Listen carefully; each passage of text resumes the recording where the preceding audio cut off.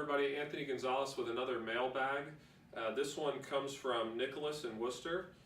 Rep Gonzalez, I strongly encourage you to vote yes on the USMCA to replace NAFTA.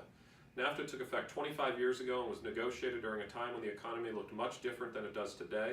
USMCA will replace the out-of-date provisions of NAFTA with a new deal that is tailored to put American workers first. If you and your colleagues do not act to finalize the USMCA, the consequences would be severe. The price of almost all consumer goods would steeply increase and jobs would be lost. Passage of the USMCA is deeply important to me, my local community, and America as a whole.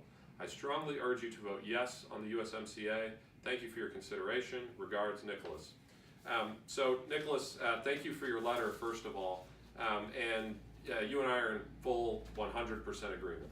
I think the most important thing that we could do as a Congress in the next, call it 6 months, is to get the USMCA on the floor for a vote. In order for that to happen, Speaker Pelosi has to put it on the floor. No bill goes to the floor without the Speaker physically putting it on. And so we need to put politics aside and we need to go vote on the USMCA.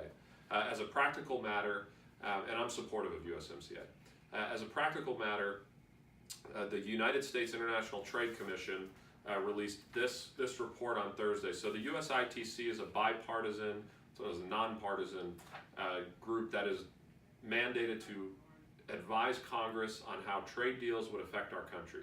So this is a nonpartisan group that is advising us.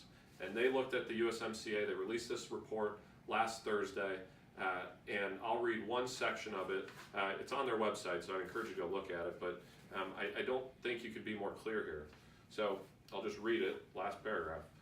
The Commission's model estimates that USMCA would raise U.S. real GDP by $68.2 billion, or 0.35%, and U.S. employment by 176,000 jobs.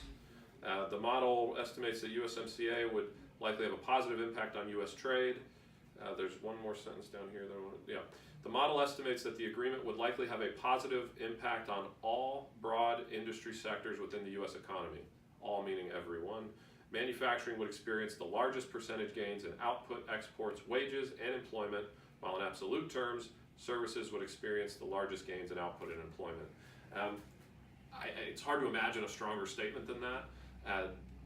That is a common sense, again, nonpartisan entity that looked at the USMCA and said this would absolutely benefit the U.S. economy, and obviously with the impact on our manufacturing sector and our agriculture sector, it's just a no-brainer for Northeast Ohio. So it's a big priority of mine. I wrote an op-ed in the Canton Repository today that went out that is in support of the USMCA. I urge my colleagues to vote on it, and I'll be lobbying them all on the House floor here coming up to get this bill on the floor. If you don't like it, let's just vote on it and tell the American people where you are, because I think it's very clear that this would benefit our communities. And so if you're against it, I want to hear that case made.